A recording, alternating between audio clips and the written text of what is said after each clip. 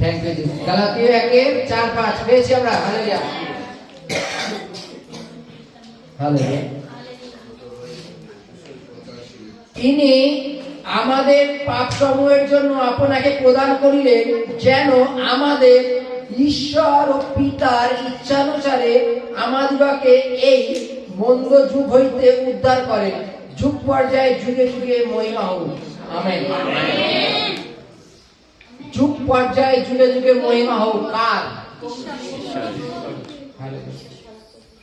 আজকে যদি কোনো ভালো ব্যক্তি মনে করো সে দেশের জন্য প্রাণ দিয়েছে, দেশের জন্য, আমরা কি করি? তার মূর্তি বানিয়ে তাকে মালা পরিয়ে তাকে সম্মান করি। বছরে একদিন হলো তার গলায় মালা দেওয়া হয়, একটা উদযাপন করা হয় যে ইনি দেশের জন্য কিছু করেছেন, যাকে আমরা ফ্রিডম ফাইটার বলি, স্বাধীনতা সংগ্রামী, যে দেশের জন্য লড়াই করেছে। আজকে ভেবে দেখো, ঈশ্বর বা এখানে লেখা আছে যুগে যুগে তাহারই মহিমা হোক। কার? যুগে যুগে ঈশ্বরের মহিমা। কেন? বাইবেলে লেখা আছে ইনি আমাদের পাপের জন্য তিনি তার পবিত্র রক্ত দিয়ে আমাদের কিনে নিয়েছেন। হালেলুয়া। এখানে কি লেখা আছে আবার দেখো, ইনি আমাদের পাপ সমূহের জন্য আপনাকে প্রদান করেন, যেন আমরা পিতা ঈশ্বর ও পিতার ইচ্ছানুসারে এই মন্দ যুগ হইতে উদ্ধার পাই। হালেলুয়া। জাগতিক ক্ষেত্রে এই পিতামাতা সন্তানের প্রতি, সব পিতামাতার কথা বলবো না, সব বলবো না, কেন বলতো? কেননা মানসিক পিতামাতা তো কখনো হাই কখনো লো হয়, মানো তো নাকি? কিন্তু তিনি পিতা।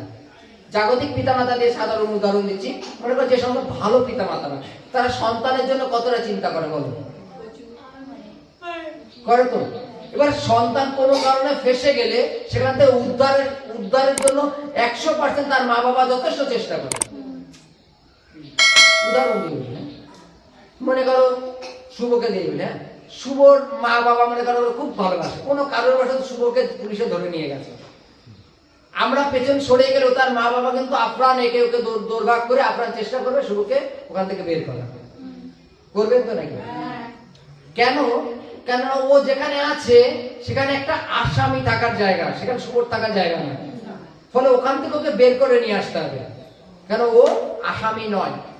বাইবেলে লেখা আছে তিনি আমাদের এই মন্দ যুগ থেকে বের করবার জন্য তিনি নিজেকে প্রদান করলেন, নিজেকে সমর্পণ করলেন, নিজেকে বিলিয়ে দিলেন আমাদের জন্য, আমরা যেন পাপ না করি। এই পাপময় জগৎ কেন বলছেন? এই জগৎটা কি পাপে ভরা? হালেলুয়া। যদি আমরা দেখি যে যখন যীশু খ্রিস্টকে পরীক্ষা করা হচ্ছে, জানি তো 40 দিন ফাস্টিং এর পরে যীশু খ্রিস্টকে যখন দিয়াবল পরীক্ষা করছে, বলছে তুমি যদি আমাকে মাথা নত করে প্রণাম করো তাহলে এই জগৎটাকে আমি তোমাকে দিয়ে দেবো। দেখাচ্ছিল তো নাকি? যীশু খ্রিস্ট কি বলছে? যদি প্রণাম করতে একমাত্র ঈশ্বর সদাপ্রভুকেই প্রণাম করবে। এবার শয়তান কি দেখাচ্ছিল? এই জগৎটাকে আমি তোকে দিয়ে দেবো। তাহলে জগৎ কাকে দিচ্ছে? জগতের লোক সমস্ত মন্দতায় ভরা, পাপে ভরা। শয়তানের বক্তব্য এত জোনার পরে আমি কর্তৃত্ব করি। আজকে আমরা যে পাড়ায়, যে প্রতিবেশী যেখানেও থাকি না কেন, পাড়া প্রতিবেশী, কোন পাড়ায় গন্ডগোল নেই? কোন পাড়ায় অশান্তি নেই? বলো।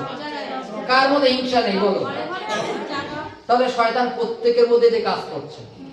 সমস্ত মনুষ্য শয়তানের আন্ডারেই চলছে। হালেলুয়া। সমস্ত জগৎ শয়তানের আন্ডারে চলে। কিন্তু বাইবেলে লেখা আছে এই শয়তানের মানে মন্দ যুগ থেকে তিনি আমাদের উদ্ধার করার জন্য তার পুত্রকে প্রদান করলেন এবং তিনি কালবারি ক্রুশে গেলেন, তার রক্ত দিয়ে আমাদের কিনে নিয়েছেন। তিনি আমাদের জন্য এত বড় বলিদান দিলেন, আমরা কি তার মহিমা করতে পারি না? আমাদের কি তার গৌরব করা উচিত না? বাইবেলে বলছে যুগে যুগে তাহারই মহিমা হোক। যতবার আমরা তার বিষয়টা ভাববো যে তিনি আমাদের জন্য কালবারি ক্রুশে গেছেন, ততবারই মনে হয় একবার করে জয়ধ্বনি দিই, ধন্যবাদ ঈশ্বর সদা। ততবারই আমাদের মনে একটা উৎসাহ জেগে ওঠে যে ধন্যবাদ দিই প্রভু যে তুমি আমাকে এই মন্দ জগৎ থেকে বেছে নিয়েছো এবং তোমাকে জানবার সুযোগ করে দিয়েছো। তোমার সাথে পরিচয় হওয়ার সুযোগ করে দিয়েছে এবং আমরা যেন এখন অনন্ত জীবন অধিকারীর পথে। হালেলুয়া। কারণ তুমি আমাদের জগতের মধ্যে থেকে বেছে নিয়েছো। আজকে যুগ পর্যায়ে যুগে যুগে মহিমা আমরা কার করবো? তার, যিনি কিনা আমাদের কালবেরি ক্রুশে গিয়ে তার পবিত্র রক্ত দিয়ে আমাদের কিনে নিয়েছে জগতের থেকে, এই পাপের জগতের থেকে আমাদের উদ্ধার করতে।